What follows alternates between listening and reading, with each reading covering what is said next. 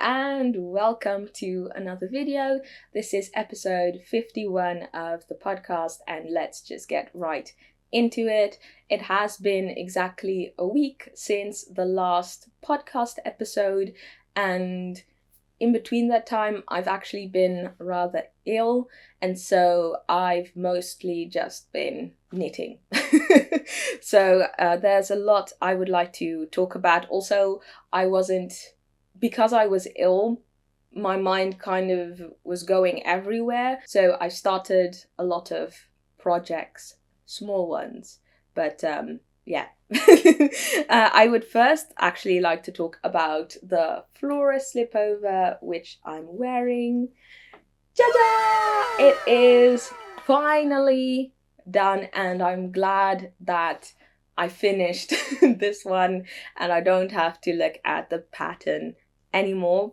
This is one by meilenweit, and it is part of the Ístex Archives collection, which I've been trying to knit up these past couple of months. It's been over 7 months now, I think. So I'll give you a couple of specifications.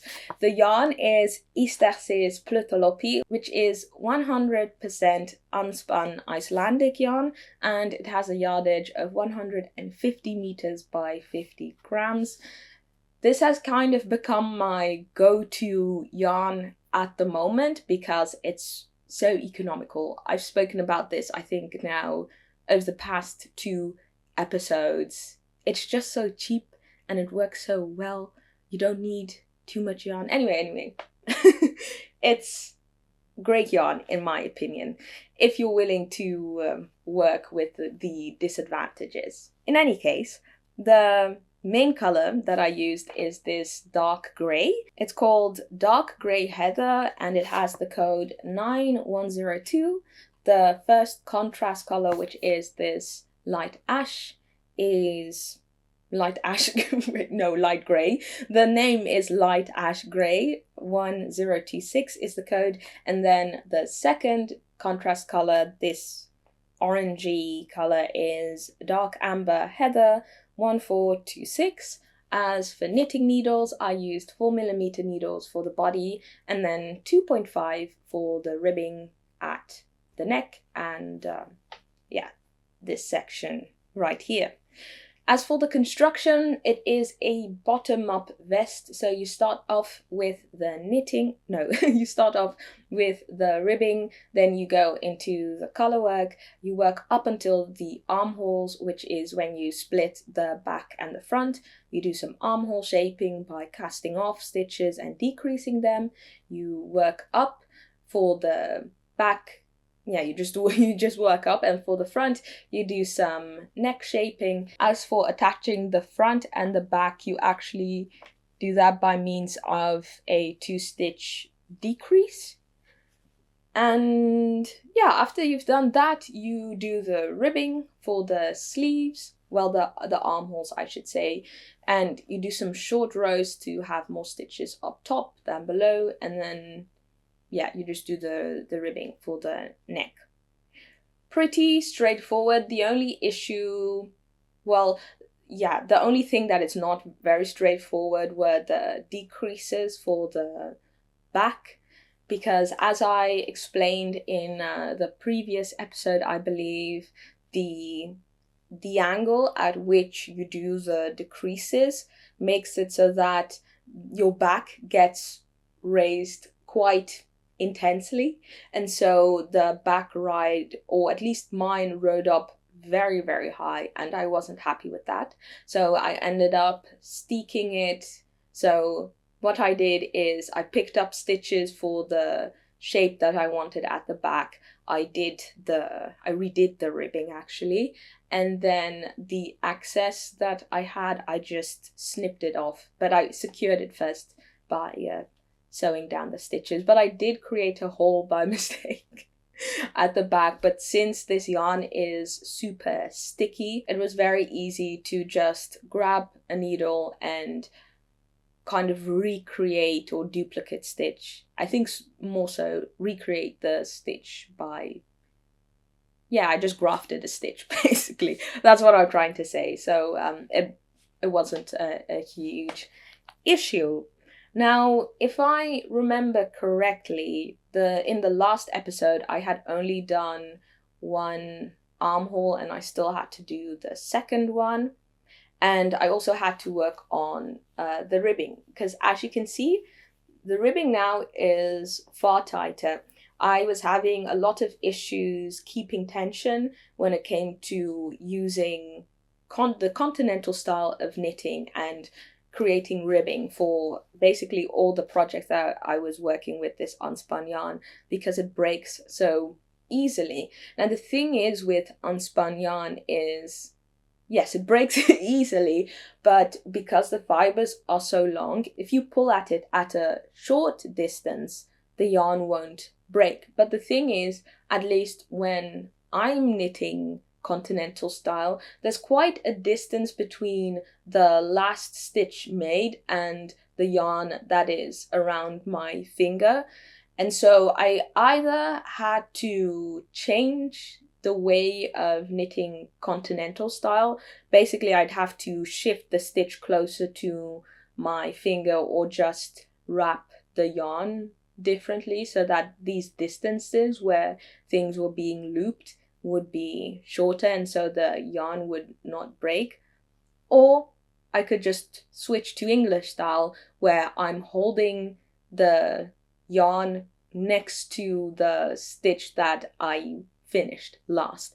And I just figured it's easier just to go back to English style only for ribbing, and it worked marvelously. I just did this on 2.5mm needles, and it's far tighter than what I did with 2mm needles. So yeah, I had to fix this essentially, and because yes, so I had to take out the ribbing and then add this new ribbing to it. And so there were a couple of options that I was considering, and I just went for the most efficient.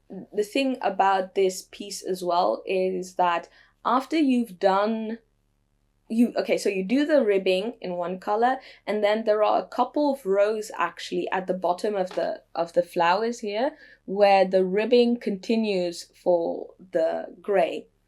And so what happens if you were just to pick up the stitches, if you were just to redo the ribbing and pick up stitches from the top, the ribbing would shift half a stitch, because that's basically what happens when you knit in the opposite direction from where you were initially going.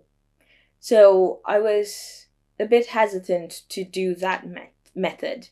The other method that I could have done was to just knit the ribbing in the same direction, so just do a long tail cast on and then do the 1x1 ribbing, and then once it was of an adequate length, I could grafting it in rib stitch, which wouldn't be very hard. The only issue, of course, would be that the yarn breaks so easily. And so when you're grafting, you need the yarn to be sturdy, or you have to, I don't know, spin it a bit tightly, but then that changes the yarn, or you'd have to work in tiny sections, and then you'd have all these, I don't know, not loose ends, but it would just be too much of a hassle. And I just figured out, no one's going to notice that the stitches are going to be shifted half, or that there's a shift of half a stitch at the ribbing. So what I ended up doing is I picked up all of the stitches at when the collar work essentially starts, and then I started knitting the ribbing just to see how it looked, and it looked, as you can see, quite nicely. And so I still had the other ribbing beneath it, and so what I ended up doing was just snipping one stitch and then right below the collar work of the original ribbing, if that makes any sense, and just taking out that one stitch, unraveling it so that the ribbing came loose. I have it here actually. So as you can see, it's far too big, far too loose. Yeah, it looked so entirely goofy on my body. It was because it created this hump at the back of the vest. It was just not very pretty. Yes, so that's basically what I did this past week. I've been thinking about how to cast off stitches with unspun yarn, because the Italian bind off is, again, you reach the same problem as with grafting, that it's just a hassle because the yarn is so fragile. And so I'm still doing the mix of a very stretchy bind off and the regular knit cast off. So I'm pretty sure I discussed this in the previous episode, but essentially what I'm doing is that I have a ratio of stitches where I do the regular cast off, and then I have also so there's a ratio of stitches with me doing the knit cast off and the very stretchy cast off, and I'm trying to find a ratio that works well for the neck, the sides. And here I did a 1-to-1 ratio, so I did one with the regular standard knit stitch cast off, and then I did the second one, and then that would be followed by a stretchy cast off stitch. And so it is quite stretchy. It's not as rigid as if you were to only do the regular cast off, but it's not that stretchy. I have quite dense hair, and so sometimes it's hard to get it over my head without kind of ruining my hair, so to speak. So I might actually undo this and change the ratio, maybe 2-to-3, 3-to-4. I'm still experimenting, but 1-to-1 works lovely for the bottom of a sweater, of a vest. And yeah, I do have to say, I did pick up not that many stitches at the armholes, so that kind of cinched in, and it's not uncomfortable for me. It's actually quite fine. As you can see, there's still quite a lot of space, but as you can see, if I have a shirt that has a bit of a wider sleeve, it does get crumpled up a bit. But I do like how it looks in this sense. But sometimes I think maybe in the future I might actually like to wear it with only this shirt. So that's something that I need to think about, and probably just take out the ribbing and then do a stretchier one. Yes, and yeah, the back is still high. I think I spoke about this in the last episode as well, and there's a bit of a bump here, but to be honest, I haven't actually blocked this vest entirely, so maybe that will get fixed. It's not that obvious, to be honest, but yeah, it still kind of rides up a bit high, but it's not as high as it would have originally been. Do I have anything else to say? Yeah, okay, modifications. Just to round this all up. Okay, so the pattern did not include my size. The recommended sizing was anywhere between 5 centimeters of negative ease to positive ease, and the smallest size was 93 centimeters. And so what I did was the gauge of the original had 18 stitches. At this point now, I don't even care about row gauge, because row gauge is not an issue. Really, the most important thing that you need to knit a garment is the stitch gauge and your own row gauge, not the row gauge of the original pattern. because sometimes you might get your you might hit your row gauge, but not, no, you might hit your stitch gauge, but not your row gauge. And so it can be quite frustrating not being able to hit those numbers. But I found with most plain things, you know, even with color work, like this one, for instance, row gauge doesn't matter as long as you know your own row gauge and the lengths that you want, the proportions that you would like to have in your garment. It's really not that much of an issue. So I've kind of stopped thinking about that at this point. In any case, 18 stitches was the original stitch gauge, and mine was 20 stitches. So if you look at that, that's a ratio of 18 to 20, which is 9 to 10. So that's basically a 90% decrease in terms of sizing. If you were to knit a size, I'm sorry if that makes any sense. I'm sorry. I try to explain things in an easy way, in a digestible way. So sorry if that kind of was a bit, I flew a bit off the cuff. But basically what I'm trying to say is I looked at the original stitch gauge and my own and checked the ratios. So basically what I'm trying to say, with the stitch gauge that I had, if I were to knit up a sweater, a vest, that vest would shrink in width by 10%.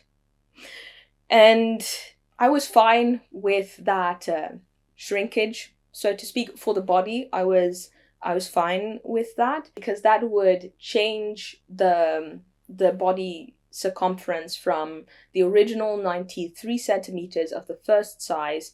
It would change it to 83.7 centimeters, which would give me positive ease of about a centimeter or two, something like that. And I was fine with that. But the only problem is, of course, that in literature that I've read about modifications, you can comfortably shrink a piece by 5%. And so 10% would be off.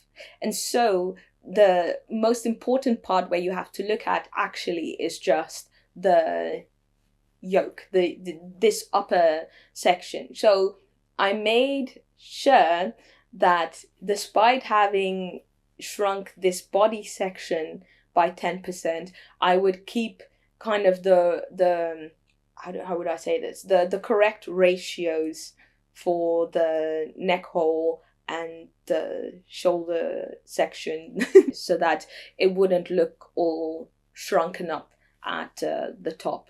And so, yes, I shrunk the body, and then I did some row gauge conversions of the first size, and then I kept the yoke measurements mostly the same. So I hope that makes somewhat sense. Yeah, what else? I took out about 5 to 7 centimeters on the body, just because I have a short torso and I'm just in general short. Now the question is, would I recommend this for beginners? Absolutely not. I don't necessarily think I recommend patterns on here. I just kind of tell you about my experience. But this, if you're seeing this vest and you think I would like to make this, I would discourage you, just because of the construction issues that I occurred. But I don't know, maybe you like a very high neck and eye ribbing at the back, something like that, or I don't know. It's just not the best technically, from a technical perspective. It's not the most well written colorwork vest pattern that is out there. In any case, that means we're down another piece of the Ístex Archives collection. I wouldn't say that I'm kind of getting sick of this, but I would like to keep up the pace and just keep on going. I don't want it to drag too long is basically what I'm trying to say. So I'm very happy that I've been able to make so much progress on this piece. So yes, I have actually filmed a vlog for this my making my process as I was working through this, and I've actually filmed a lot of the projects that I've worked on this year, and I'm just trying to find some time to get all those vlogs out at some point, and then hopefully at the end of this journey I can make a summary video essentially explaining my experience, which patterns I liked, which ones I didn't, why, etc., etc.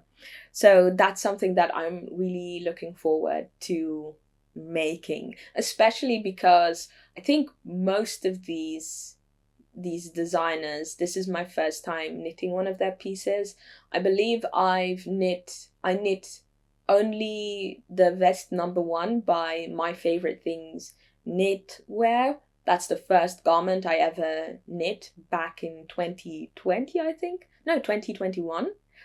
And yeah, the other ones were all new to me. So it's been very interesting to knit all of these and see kind of what all these trendy knitwear designers, how they write their patterns. Moving on to something else.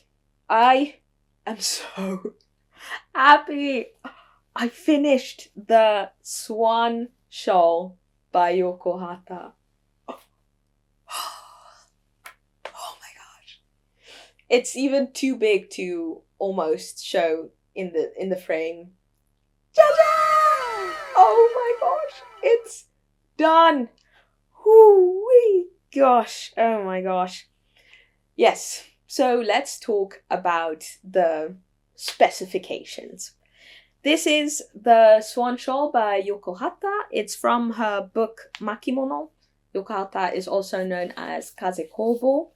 And yes, it's a Japanese pattern book filled with scarves that all have very unique constructions. This is the first one from the book that I have knit up, and I'm very, very happy with how it turned out. So the yarn that I used, I had first bought with the intention to actually knit up a sweater, but then I found out that Lama, 100% baby Lama, might not be the best suitable yarn for something that needs to hold its structure, such as a sweater. So I repurposed this, and yeah, it turned out fabulous. So this yarn is from a Swedish company called Svarta Faret, and it's their Lama Fine. Is that the correct word? No, their soft Lama Fine, 100% baby Lama. It's a sportwear yarn, 166 meters per 50 grams, and it's in the color Black Beans Svartebone 928, and I knit this all up on 3mm needles. As for the construction, I have found out that this is a pretty traditional way of constructing a circular shawl pattern. You start off with a strip of knitting. In this case, it's a garter stitch, and you knit from the top to the side to the bottom. You pick up the stitches from the side and the bottom, and then you just start knitting back and forth, and you increase. The increases on this piece are done by means of yarn overs, so they create this very cute and simple lace pattern. Usually when knitting lace, it's usually you do a yarn over and you then knit 2 together, but in order to increase the shawl, you don't do that. It's just a yarn over, and then you knit into the yarn over on the second row. Yeah, the row after. Yes, so for the body of the... This is the front, yes. So for the body of the scarf, you have a garter stitch border that has the yarn overs.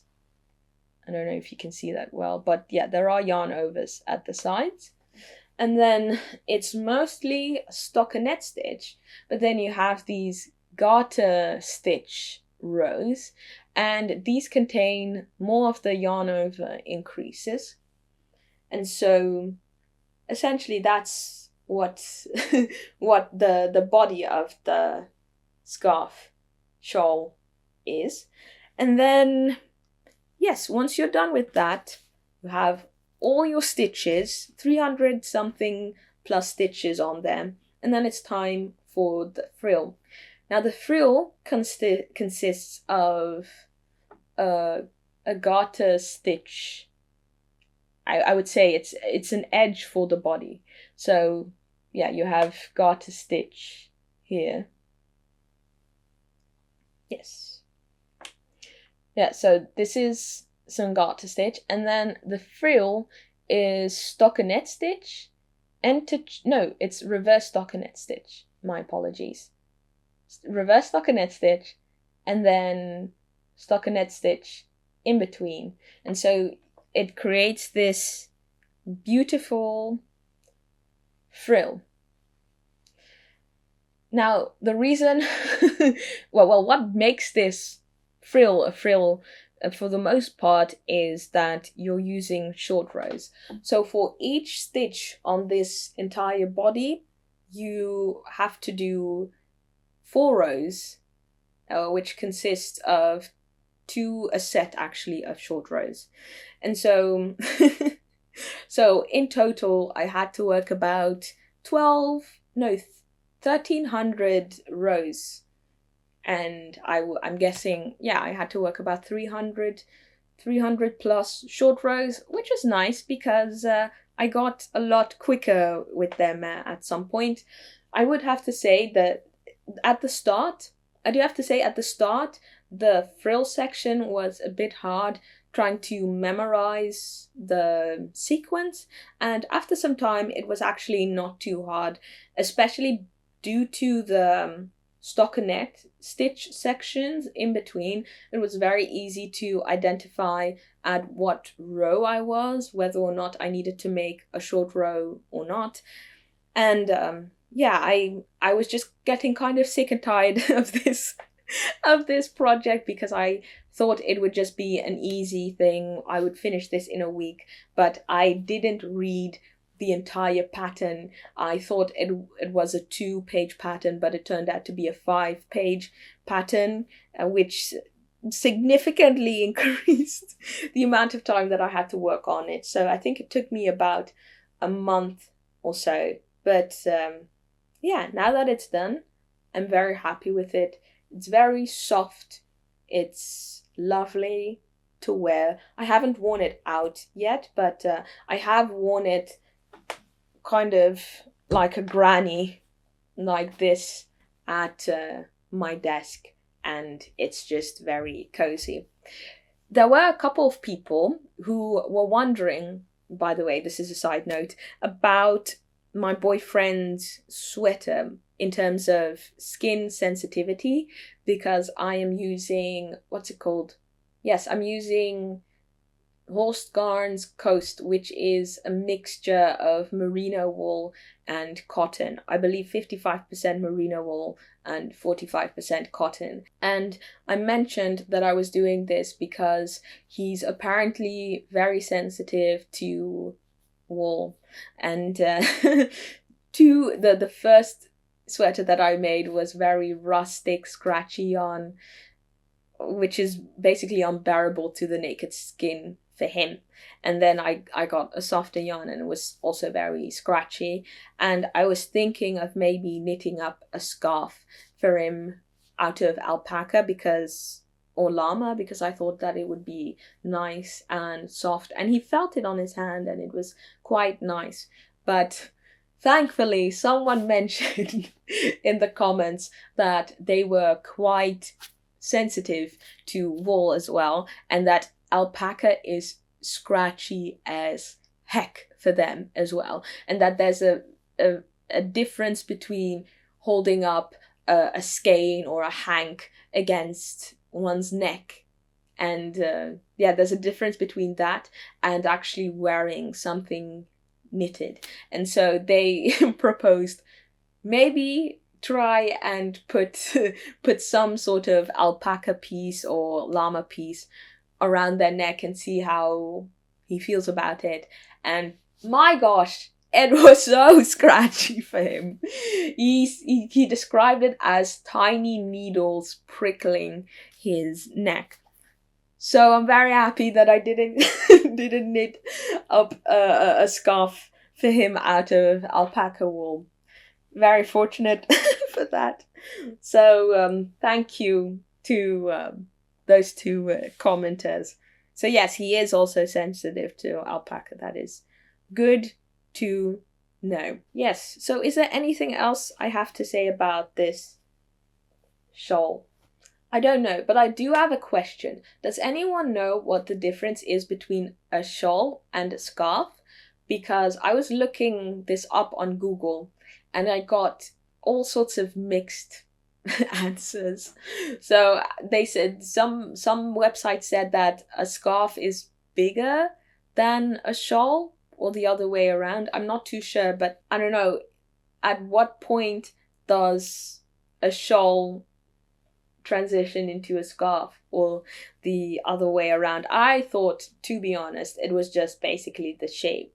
That, for instance, this is a circular thingy, so it's a shawl, and a scarf is more of a rectangle thing.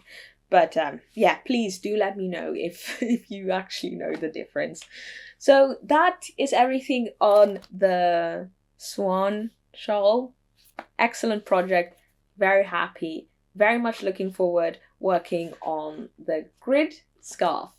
And this is actually something that I just started working on yesterday. And I will actually take the book because I haven't done all that much. Yes.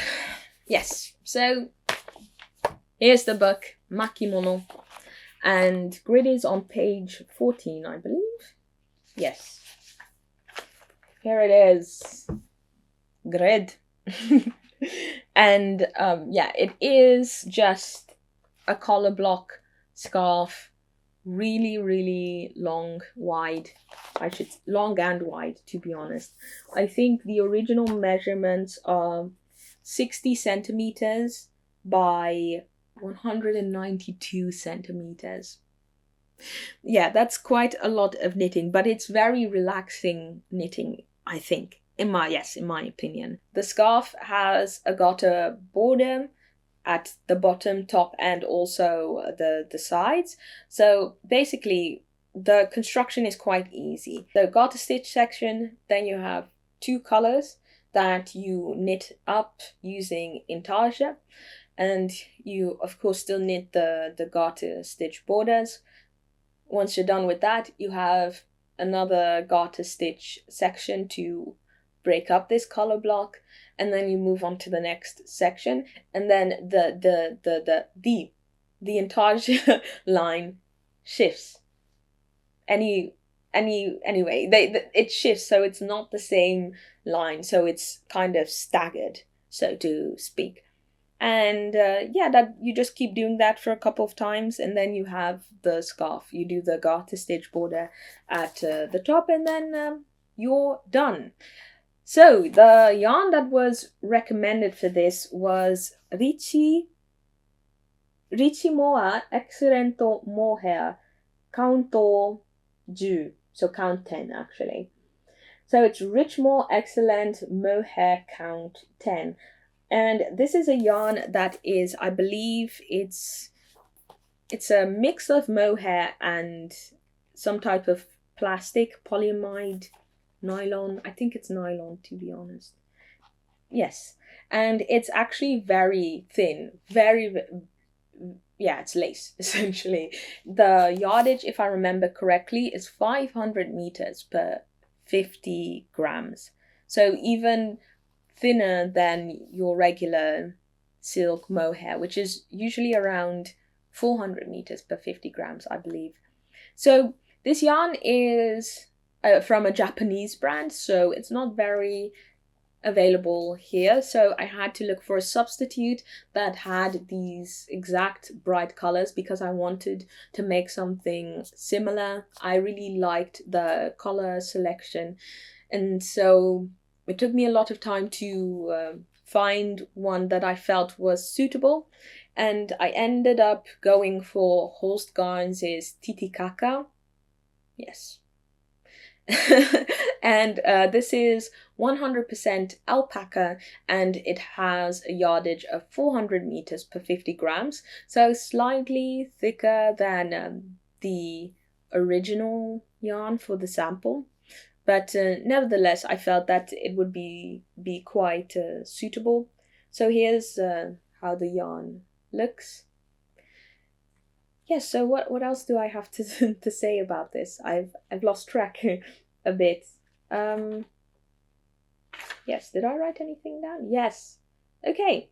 So I made a swatch, I think maybe a week or two ago, with one single strand, and this is really on me. I just did not read the instructions. I don't know why.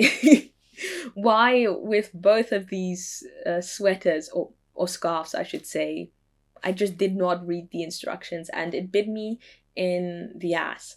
Basically, the swatch that I made was useless because you're actually supposed to hold two strands together, turning it into more of what would that be? Yeah, I guess more of a fingering weight yarn.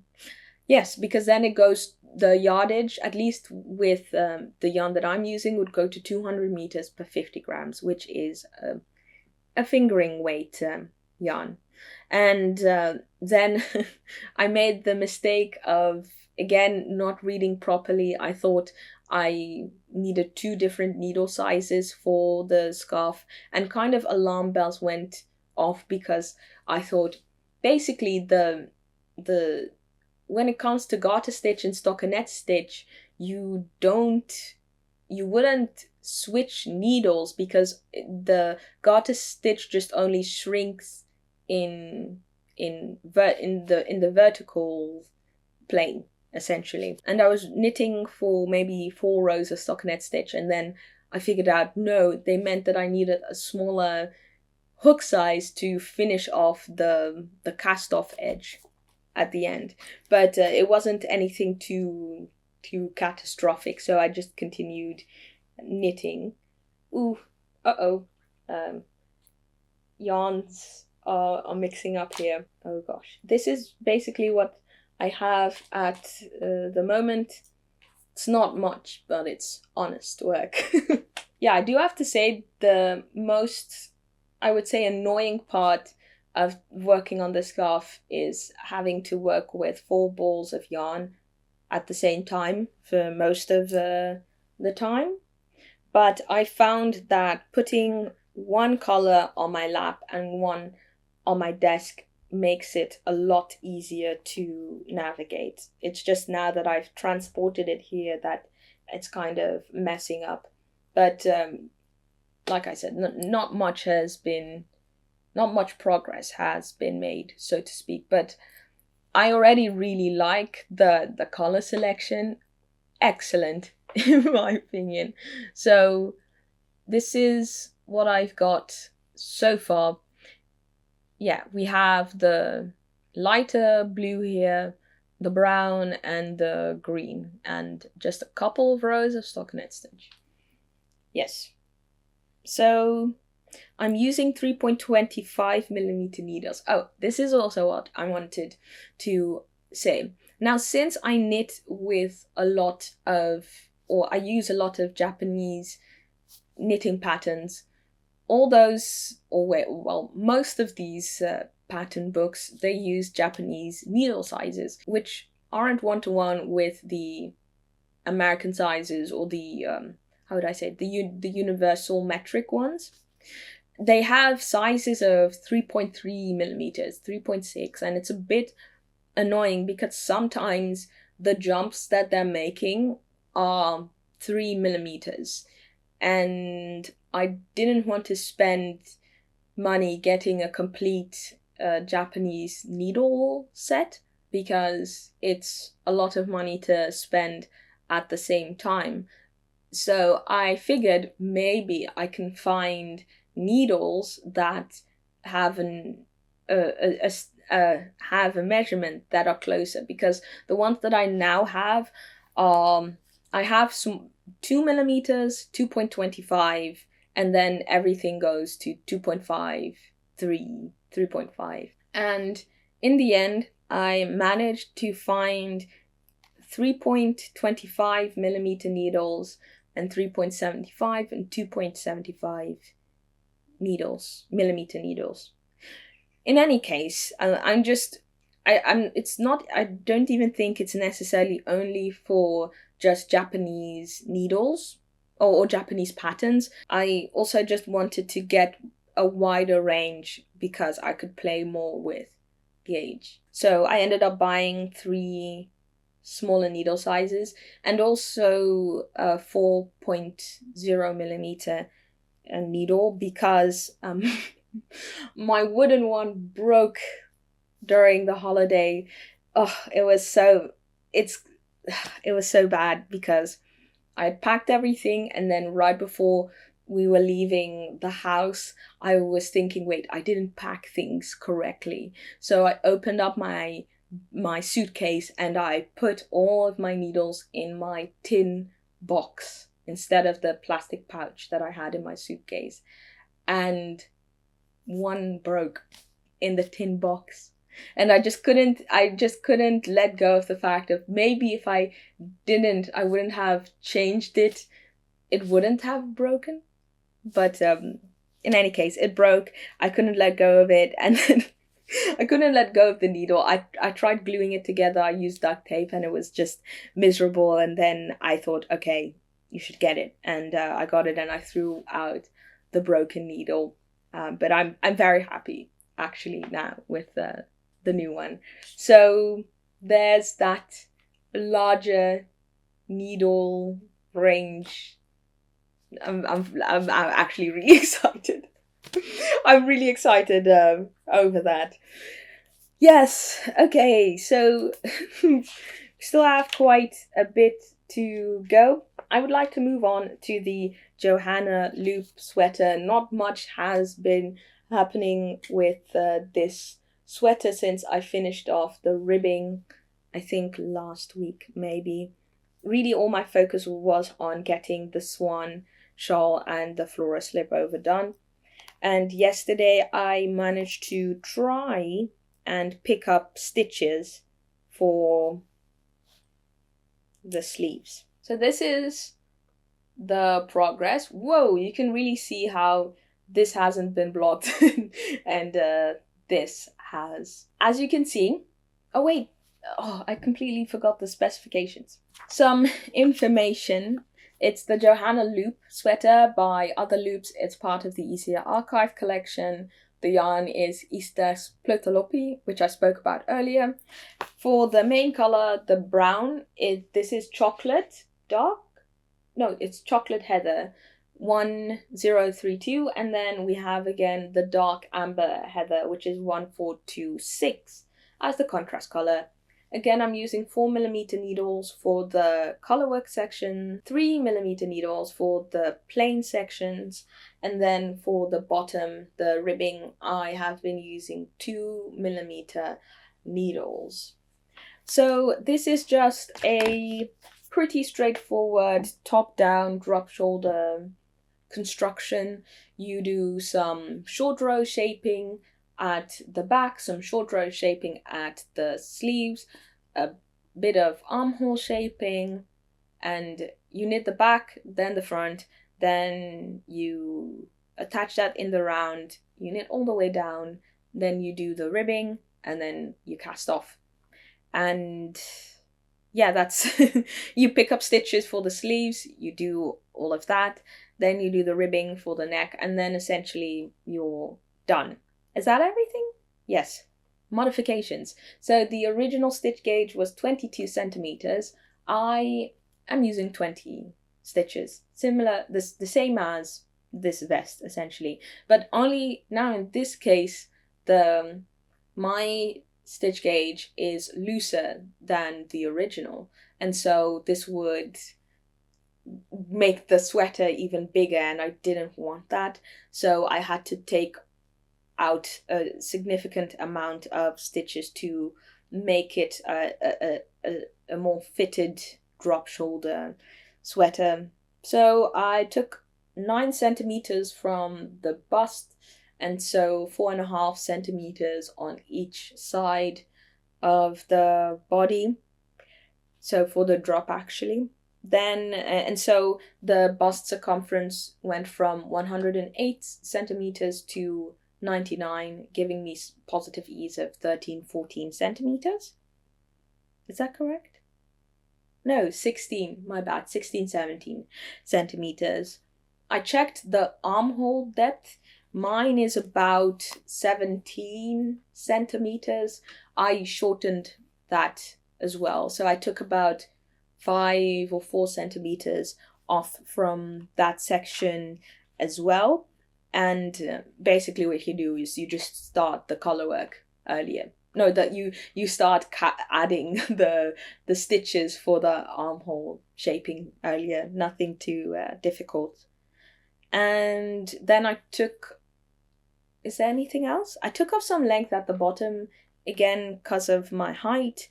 And I kept all of the short row shaping. I just changed it to... I kept the ratios of the short row shaping. So I checked out the ratio of shaping and then applied that to my stitch count. I did the same for the sleeves as well. Yes, I decided to add short row shaping for the sleeves. I wasn't too sure if I was going to do that previously, but it wasn't too hard to calculate the ratio. But I did that, and I also looked at the height of the short rows to ensure that the ratio stayed the same, but also the height of the short rows, because I did want the exact same addition of length as at the back as in the original pattern. Yes. Yes, so that's everything in terms of modifications.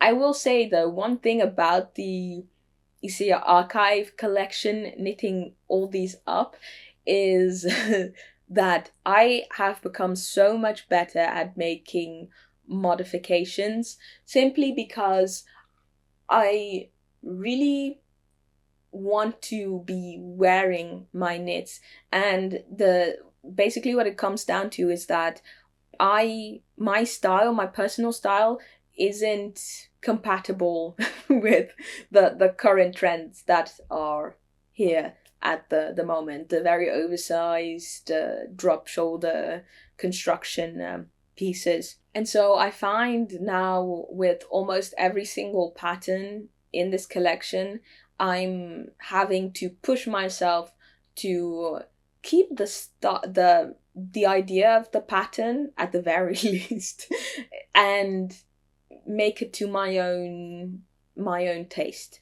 essentially. And it's crazy how much I've learned in with these patterns. So I'm very happy to have been doing it. And in a weird kind of way, these patterns either not containing my size or having huge amounts of positive ease have made me more proficient as a knitter. But yeah, you just have to not be scared to frog things, I think. And if you're willing to put in the extra mile, then yeah.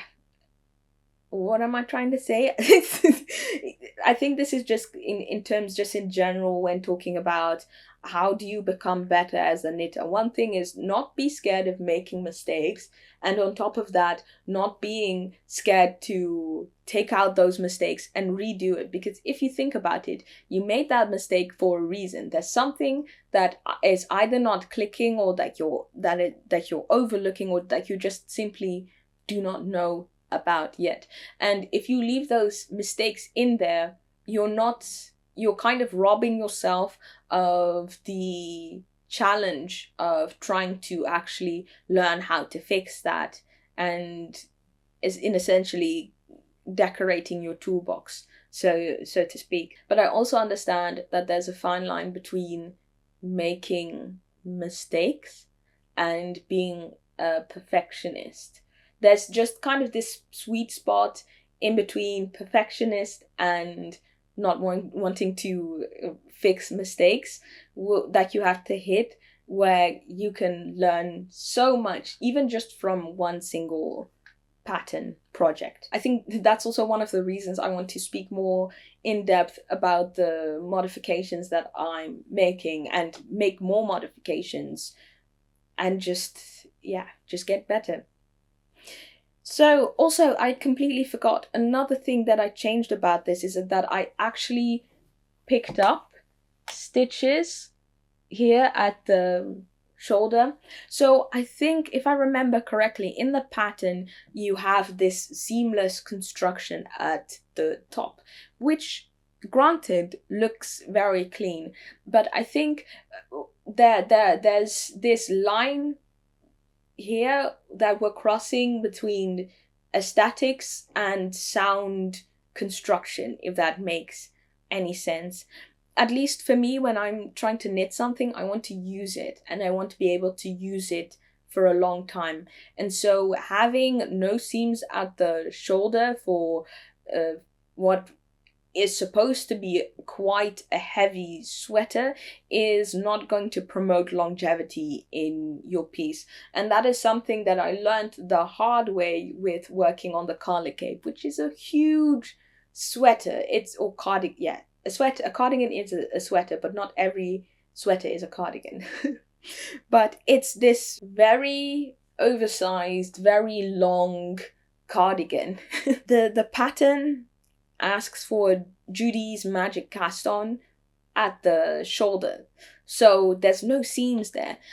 But if you're thinking about it, a garment is being worn by a human. It's resting on the shoulder. That's the stress point. So you're just going to be stretching out that entire cardigan every time you wear it. And I wouldn't say that I'm kicking myself for not, picking up stitches or seaming those the front and the back, but because I didn't know at the time. I don't know, for me it was just very interesting to see how these very well-known and well-loved designers were making, how would I say this, aesthetic choices that were to the detriment of the longevity of the pieces. But yeah, I don't know what I was trying to say with that. I think it was just an observation. But one of the issues that I've been having with this one is picking up stitches. This is definitely a me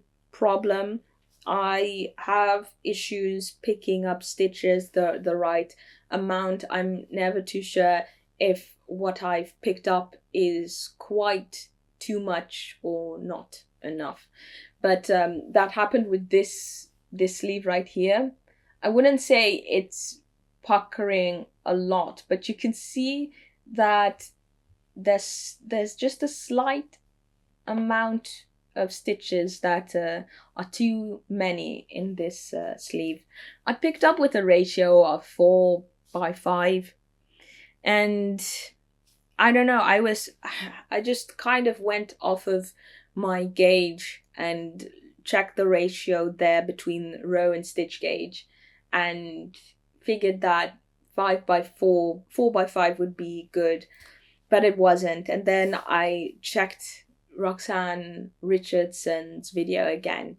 She's the goat. Alongside Very Pink Knits, chef's kiss. They are amazing. And I've watched this video previously. It's this one where she talks about picking up stitches for a V-neck and talks about the different types of ratios. But for vertical to horizontal, it's usually anywhere between 2 to 3 and 3 to 4. And since I felt that the ratio of my row and stitch gauge were the ratio was quite large, I figured I'd just go for 3:4. So I picked up 3 stitches for every 4 rows. And it seems to be working nicer. You don't have that puffiness part going on. So yeah, I just wanted to keep this sleeve on here just to see the difference and check out which one I like more, and I definitely like this one more. So I just have a couple of centimeters to knit until I have to work this section essentially at the bottom. And then once that's done, then I have to pick up stitches for the neck. Well, yeah, once I've done both sleeves, and then we're done. So hopefully this is done by next week. And then I can start a new project. I have been swatching. I swatched for the Kirsten shirt and for the Esther sweater, but I also have been looking at the little Agnes sweater and the Åsa sweater. I think I might just do the Åsa sweater because in terms of construction, it's very similar to this. It's plain at the top and then you have collarwork at the bottom. So I might just do that simply because I'm about to finish this one. Now, I would really like to talk about Norwegian, Olympic and World Ski Championship sweaters. If you are familiar with my channel, at the start of this year, I made a bingo card, and one of these squares was that I wanted to knit up the Lillehammer sweater. Lillehammer 1994 Olympic sweater. In a nutshell, Dale of Norway is a yarn company that has designed every single sweater of the Norwegian national ski team for every world ski world championship and Olympic games, winter Olympics. And that's really cool. And I think it was last year someone on Reddit posted that they had recently finished knitting up the Lillehammer 1994 sweater, and I was like, wow, that's really cool. I want to do that as well. And so as I was digging into it, I found all these really cool sweater designs, and I was just thinking, you know what, I want to make all of them, or at least so many of them. And so I came up with the idea that kind of starting now and once the Ístex Archives collection project is done, I will be working on these sweaters.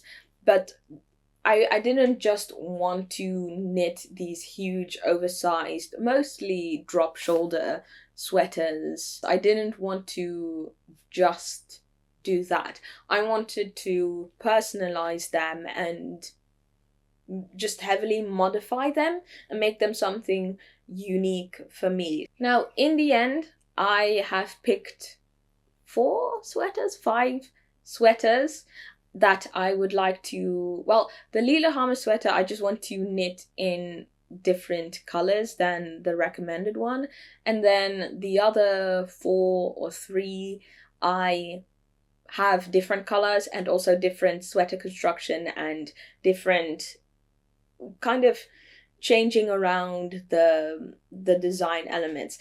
Now that I think about this, it's kind of what these designers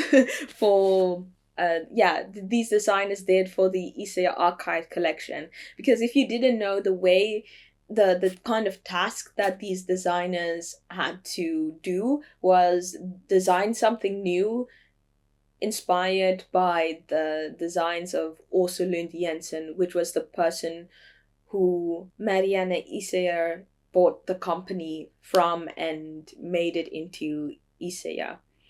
So now I'm kind of doing that with these Norwegian sweaters, and I'm actually quite excited. So much so that I actually already started one. I picked the Oberstdorf 1987 sweater, which was used for the Nordic World Ski Championships in that year. So originally this is a black and white all over collarwork drop shoulder with a square neckline and an oversized fit. And I thought it would be nice to make this a low contrast brown sweater raglan construction with a double folded collar and changing around the colorwork. So I really liked the diamond motif, and so I thought it would be nice to eliminate the colorwork section at the top and just do the diamond construction all over, and just have a strip here lower of the section with the bear and do the same on the hands. And other than that, I'm not completely set on... Oh, yes, I am actually set. I'm set on what I want to do at the bottom as well. It's the same as the original. So there's another color motif. So here's the deal. What I found with doing these projects, the EC archives, now these Norwegian sweaters, is that it cost a lot of money. And so how do I afford knitting so many of these sweaters? And I came up with the idea of just using Plötulopi, because I could get the yarn at a very affordable price. It's very economical. I already spoke about that. And so I calculated how much yarn I would spend in terms of money, how much money I would spend for each sweater. And the rough estimate was, I think, anywhere between 20 to 40 euros, which I think is quite decent. So that's the plan. I know it's kind of boring knitting with the same type of yarn all the time, but then again, also, centuries and centuries ago, most people just only had 2-ply yarn, just fingering weight yarn, and that was essentially it.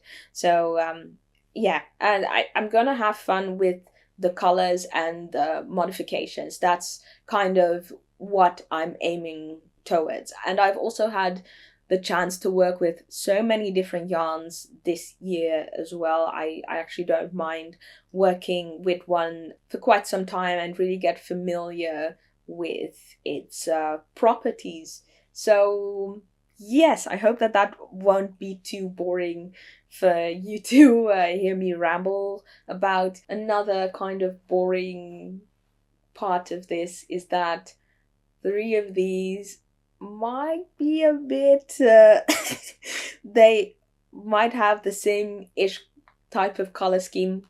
Basically, they're mostly brown, and this wasn't necessarily a conscious decision, but also I've been trying to consciously avoid green a bit, because I've knit with so much green yarn, and even I didn't notice it, but people noticed it. And so I thought, maybe if I switch it up a bit. I've been thinking about my style. I don't actually know if I spoke about this in the last episode, but I want to knit pieces that can fit in my closet. And green, now at this point, green works very well because I have so many pieces that are green. But basically my color scheme, dark colors, so dark green, dark blue, browns, beige also fits quite well with these colors I've found.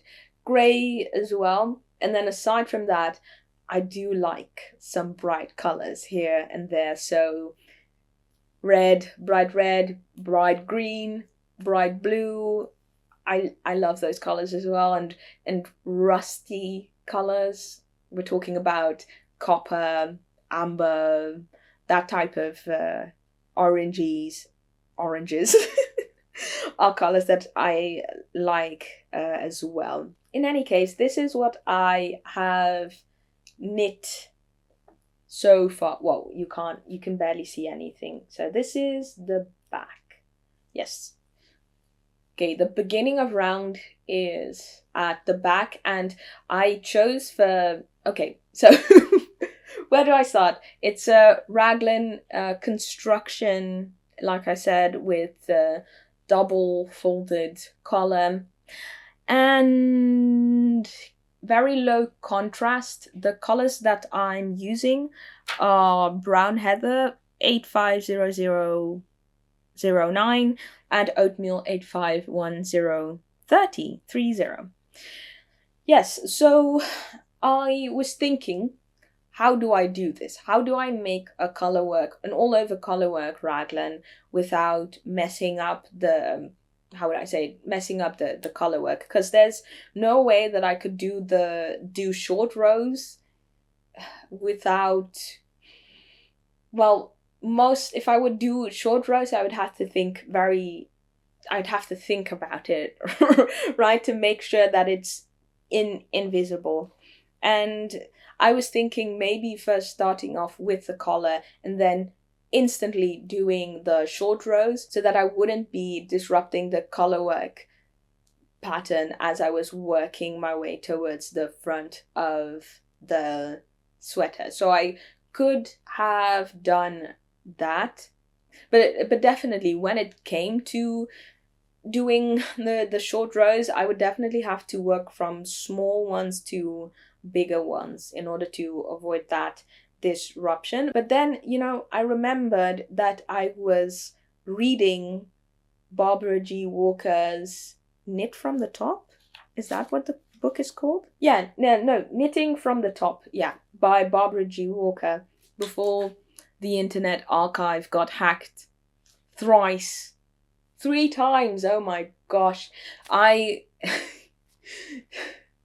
am starving in terms of knitting knowledge, in terms of books that I used for my studies. I depended so much on the Internet Archive, and it's just not been there for me. So that's been kind of frightening that they stole people's information, but also I can't access it, and I feel like I'm just in desperate need of that library of work. What I still do remember from the book is I think the first section covers raglans, and she talks about how to work these from top to bottom. And she starts by saying that you can work back and forth, casting more stitches as you go.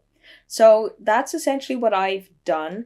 I started casting on fewer stitches and then more stitches as I was getting closer to the front. I had to do some maths, had to check it to make sure that it made any sense for this to work in the first place, and had to look at this other book that I always talk about, this Japanese book about sweater modifications. I think it's called Jibun Saizu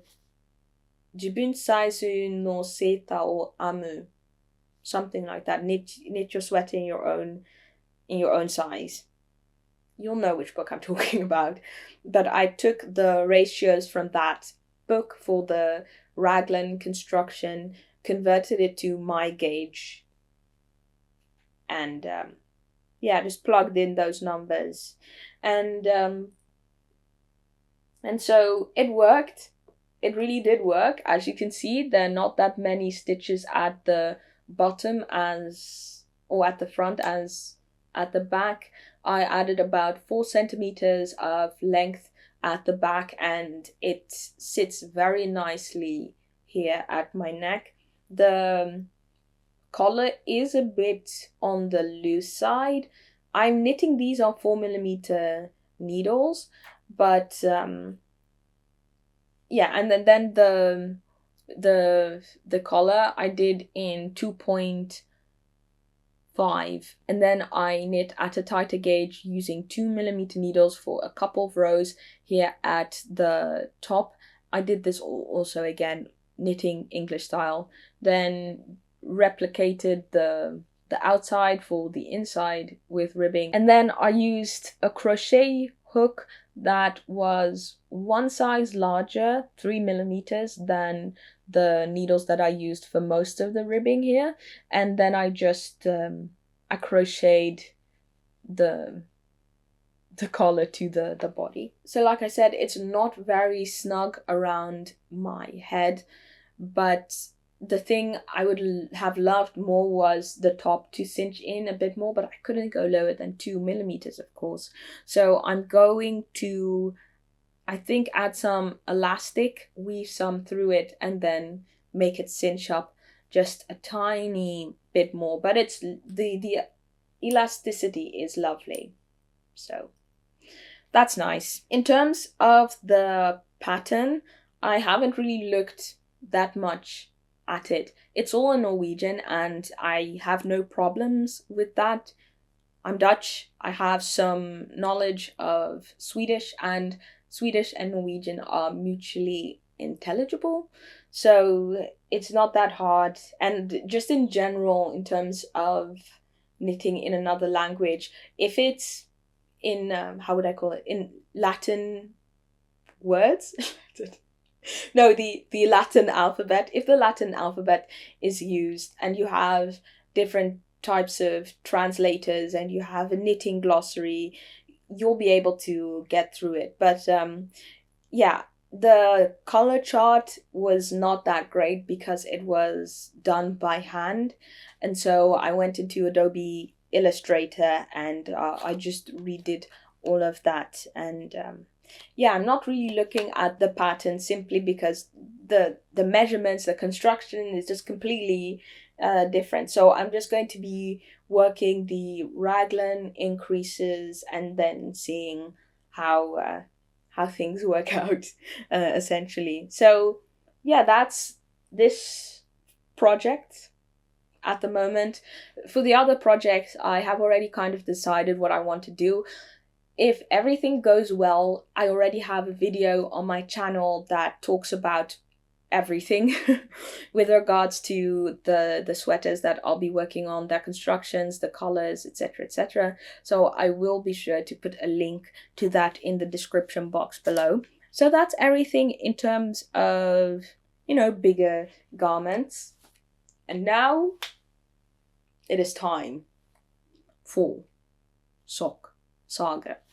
Yeah, I don't know if I explained it all that much in the last episode, or if I even said something in the last episode, but I have started working on literary videos again, which is quite wild because it has been over 3 years now at this point, and I was thinking about what would be the best way to keep that going. And I really do like the podcast format because it helps me a lot with trying to speak more freely. I used to do a lot of reviews and really type them out and then word for word, and then a lot of the videos that I was making were scripted and it cost a lot of time and it was just very hard to keep up with.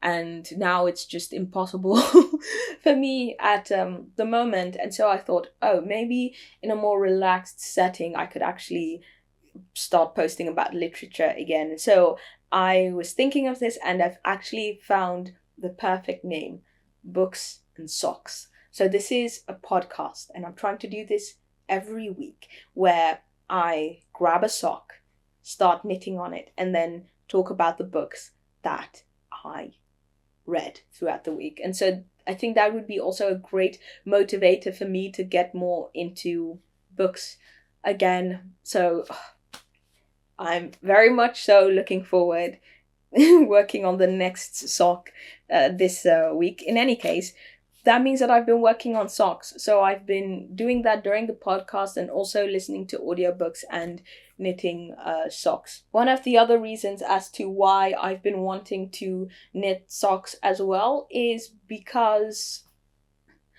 my tension has changed and I want to work on that, because the socks that I'm producing, well, the gauge that I'm producing is just not it for socks. I used to be able to knit a sock that fit me on 2.5mm needles with 52 stitches, and that would fit me quite nicely.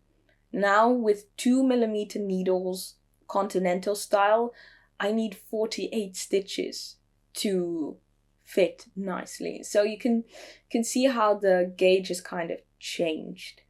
And I know it's not that much going from 48 to 52. No, from 52 to 48. But it's more so that I can't go lower than that. And there are socks that I might want to knit at a tighter gauge.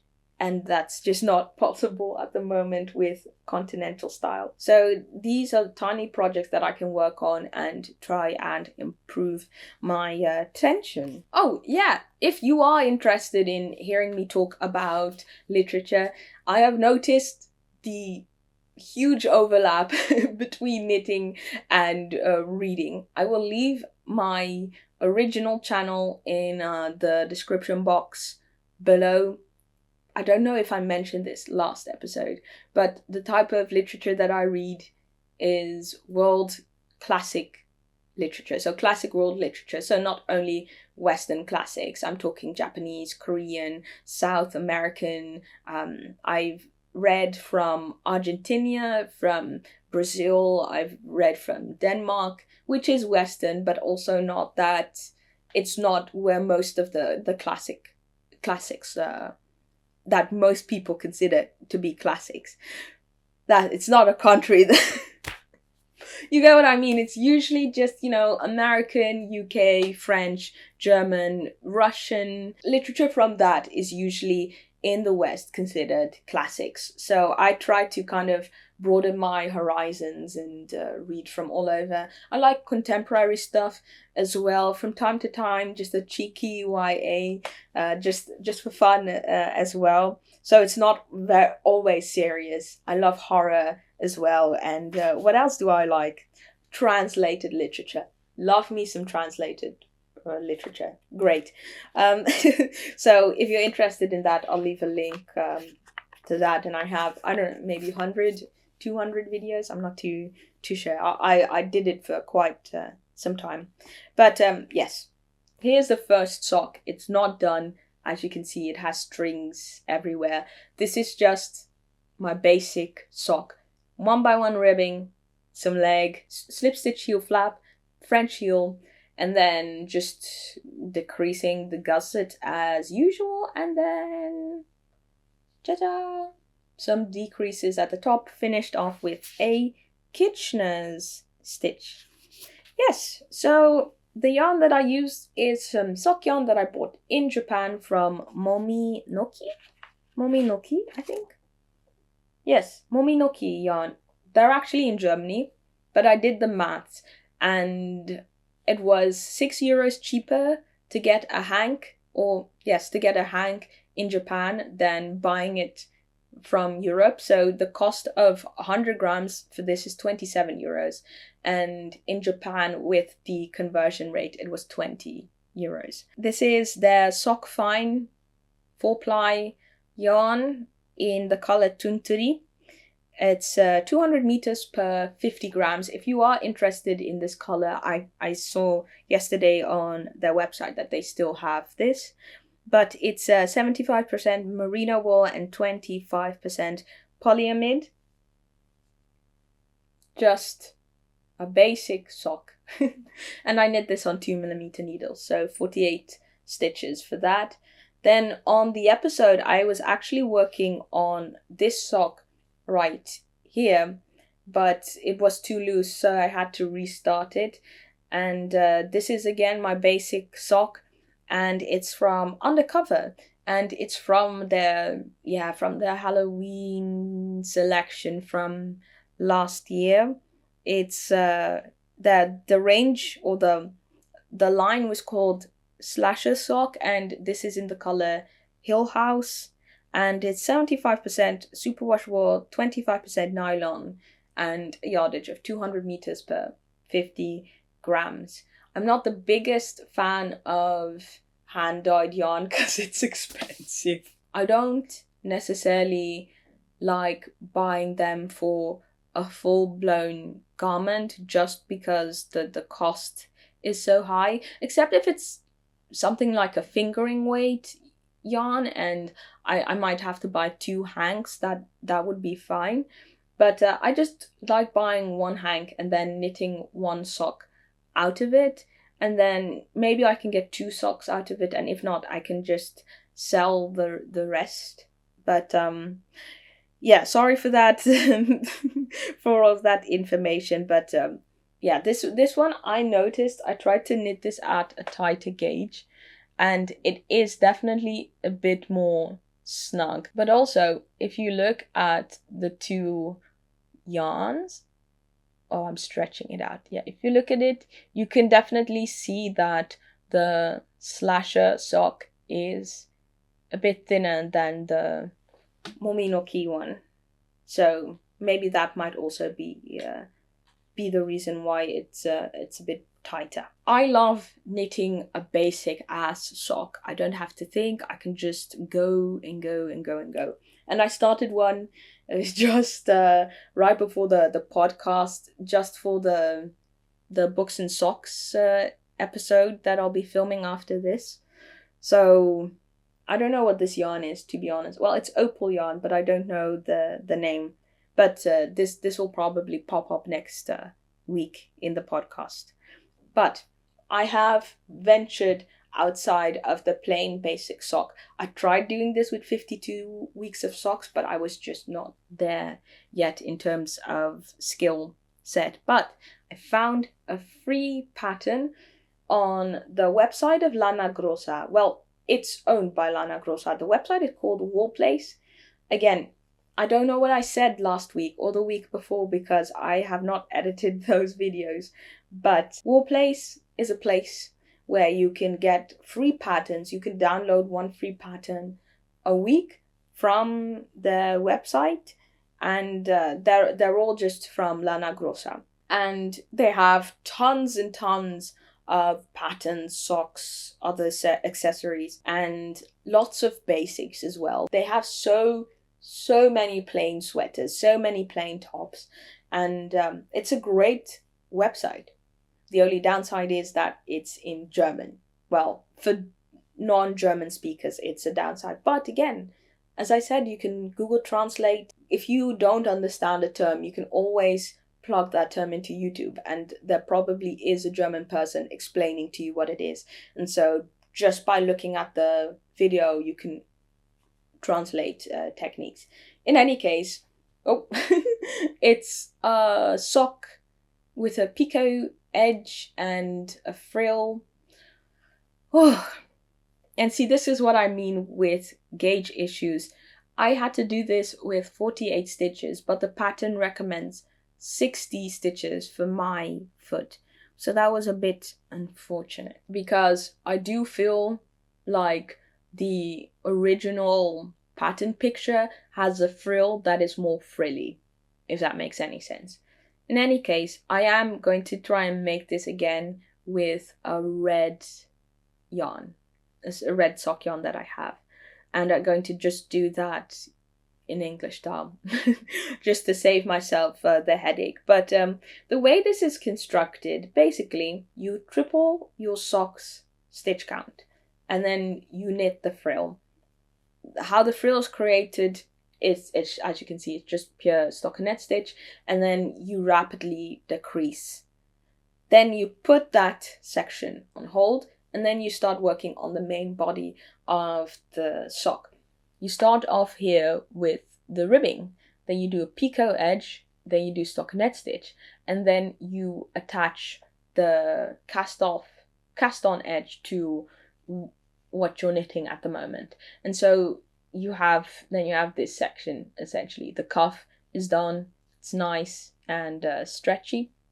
And then you work a purl row here, which I think is a very cute detail, despite it not really being visible. In any case, once you've done that, you then attach the frill to the sock, and then you start knitting in pattern. As you can see, it's 3x1 rib, and then you do a yo-yo heel, and then after that you just knit plain for the bottom of the sock, and then you do decreases. I decided to start my decreases earlier than I normally do. Usually I do it here, and it has a very flat toe, as you can see here. Usually a bit flatter than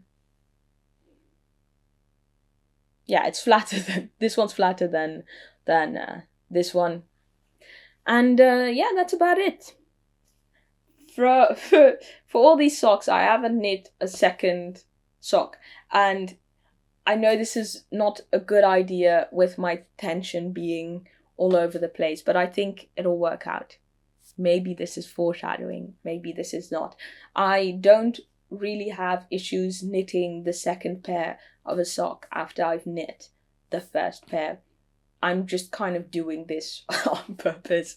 I'm not too sure why, but yeah, there's that. Oh, I completely forgot to tell you the name of this sock if you might be interested in knitting this. I use 2mm needles. Also, I forgot the yarn. It's Mayflower 1 class. It's 75% wool, 25% polyamide, and it has a yardage of 210 meters per 50 grams. Yes, so this one is called Model 14. Very plain, very German. And it's from the magazine Meilenweit 7. Meilenweit is their sock yarn that, yeah, that's the sock yarn that was used for the sample. Now, that's everything for this week. I think this was a bit of a longer episode than usual, but regardless, I hoped that you still enjoyed this. As always, all of the links are in the description box. If you have any questions, any comments, etc., you can leave those in the description box below. If you would like to support me on this channel, then you can do so by buying me a coffee on coffee.com. There's a link to that in the description box below. I'm trying to get this channel to a net zero in terms of expenditure. Right now, most of my costs come from buying vintage patterns, and I also don't have any sponsors. So you can also leave a comment that that helps as well. And yeah, I think that's everything for this video. Thanks so much for watching, and I hope to see you soon in another video. Bye bye.